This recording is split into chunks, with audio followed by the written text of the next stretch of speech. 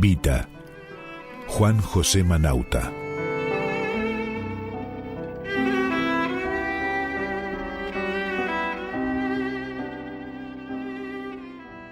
En nuestras unidades en operaciones casi no iban mujeres. Solo las muy pobres seguían a su hombre y no temían arriesgar la vida en los entreveros, porque eso era todo lo que podían perder. Las que los tenían llevaban consigo a sus hijos pequeños. Los mayores eran soldados, los enseres y animales domésticos, la ropa. En sus ranchos no quedaba que le sirviera al enemigo ni a nadie, salvo la frialdad y el vacío que sobrevienen cuando los seres humanos y los perros abandonan un lugar. Vita era una, compañera del cabo Salaberry, un hombre callado, entrado en años, corajudo y audaz. Se las anotaba en un cuaderno, pero no se les exigían papeles, que ninguna tenía. ¿A quién seguís? A Pascual. ¿Qué Pascual? Salaberry. Una formalidad, porque todo el mundo sabía que Vita y Pascual se habían enganchado juntos al batallón en el arroyo Clé y que provenían de la aldea Asunción, devastada por una banda de cambá brasileros, mixtura de brujos y asesinos vestidos de soldados. El cabo Pascual Salaberry figura en mi cuaderno como desaparecido en el arroyo Don Gonzalo, pero yo lo vi morir en medio del cauce, cuando sin atender a las señales de retirada, insistió en avanzar nadando hacia la otra orilla, donde los nuestros eran cegados por la metralla y el tiroteo de los fusiles a repetición. Hombre y caballo fueron arrastrados por la corriente, que de oscura como venía, se iba poniendo colorada. Algunos hombres de nuestro batallón, lo siguieron.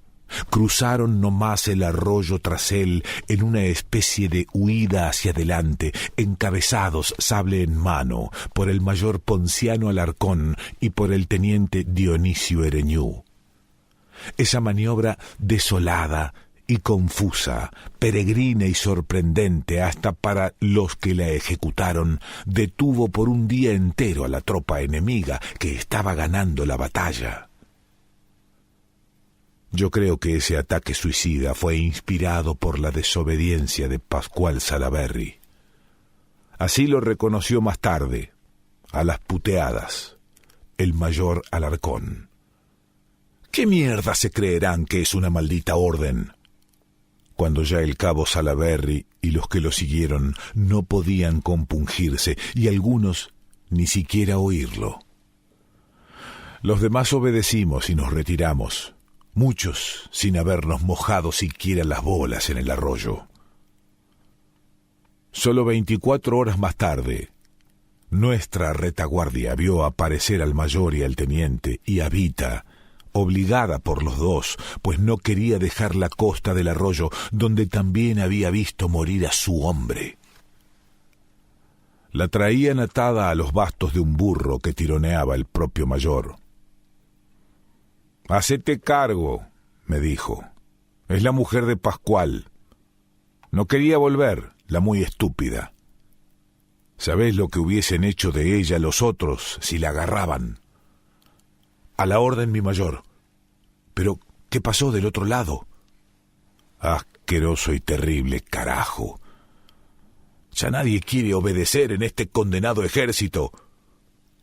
Cuando hicimos pie los que pudimos, les llevamos un tropel, no tuve más remedio, porque nadie quería entender otra cosa que no fuese abalanzarse contra los porteños.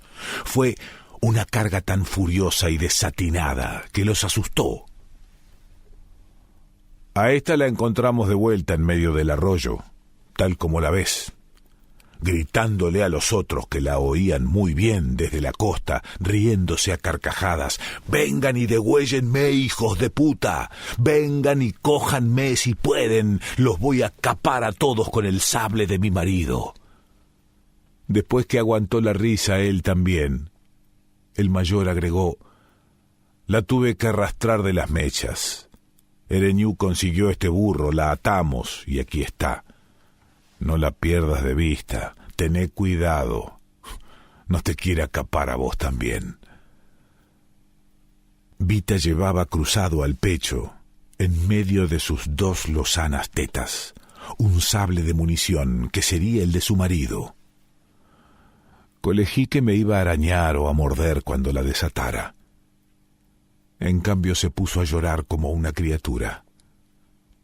No me confié, pero estaba cansada, sin fuerzas, y le dolerían los huesos después del galope de más de 1 legua atada a la encimera pelada de un burro patrio de andar proceloso. Suavemente me apoderé del sable, de filo rabioso. ¿Tenés algún pariente o alguien? Nadie, fuera de Pascual, que en paz descanse. ¿Y hambre? Eso sí. Le di cecina y galleta, lo que tenía en mi mochila, y un trago de ginebra que no despreció. Como es sabido, al llegar al límite del departamento de Gualeguay, el mayor Ponciano Alarcón nos licenció. Y eso también le tocaba a Vita. El mayor, sin decirlo, nos dio la opción de hacernos humo, de salirnos de la guerra, sin caer en el delito de desamparar la bandera. Yo soy nativo de Tres Bocas, en el 6º distrito del departamento de Gualeguay. Allí mismo me reclutaron los hombres del mayor Ponciano Alarcón, seguidores del gobernador Ricardo López Jordán. Me dijeron que los porteños querían intervenir la provincia y que ellos iban a resistir. Del asesinato de Urquiza no hablaron. Como resistir, resistimos, pero no por mucho tiempo en lo que a mí me tocó. Cuando acababa de aprender el buen manejo de la carabina y de afinar mi puntería, a lancear de a caballo a todo galope y todas las figuras en el uso del sable, los porteños nos quebrantaron en el arroyo Don Gonzalo, departamento de La Paz, como ya lo he contado, y la guerra terminó para mí, también para Vita. Cuando cabalgábamos hacia el arroyo Clé, ya libres de la milicia, y cuando llegamos al arroyo Clé, ninguno de los dos había decidido su destino. Ella era oriunda de la aldea Asunción, cerca del arroyo Vizcachas, pero en jurisdicción del distrito de Jacinta. De la aldea Asunción no quedaba para Vita cosa o cristiano que valiera la pena recuperar, tampoco donde cobijarse y vivir. Entonces volvimos grupas hacia el arroyo del Animal, que está en pleno 6º distrito, costa de Nogoyá. El Animal, más que un arroyo, es un zanjón abrupto que corre, se esconde y vuelve a aparecer en medio de esteros, bañados y pajonales, más aptos para tigres y venados que para mujeres y hombres. Nos detuvimos en un alto que figuraba un albardón. Desde ese lugar que ninguna marea, gracias a Dios, ha podido cubrir hasta el presente, sería fácil ventear patos y carpinchos. Teníamos que levantar una ranchada. Había paja de sobra y se podían sacar buenos palos de ñandubay y de sauce carolino. Pero esa noche hemos dormido a la intemperie, cada uno sobre su apero, de cara a las estrellas. Al acomodarme en los cojinillos, mi mano derecha dio con una de Vita, que trataba de dormir vuelta hacia mí, y así quedaron sin apartarse una de otra. El día de don Gonzalo cumplí los 18, dije como para mí. Yo voy para los 30, reflexionó Vita, también en voz muy baja. Dificulto que te gusten los chiquilines. Ni a vos las viejas. Las viejas arrugadas tal vez que no. Yo pronto voy a ser una vieja arrugada. No tan pronto, decía una vieja arrugada. La risa que le provocó mi ocurrencia me pareció nerviosa y desganada, sobre todo porque su cara estaba junto a la mía, y tan cerca e inesperada como recién salida de la oscuridad. Todo parecía recién salido de la negrura y de la nada. Todo, menos el incendio que había estallado en mi cintura.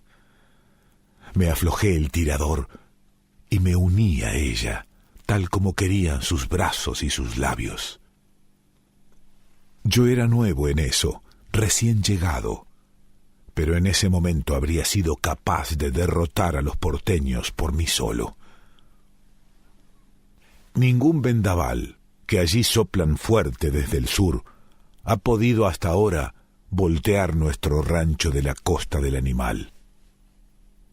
Vita y yo nos acordamos siempre de cuando lo construimos.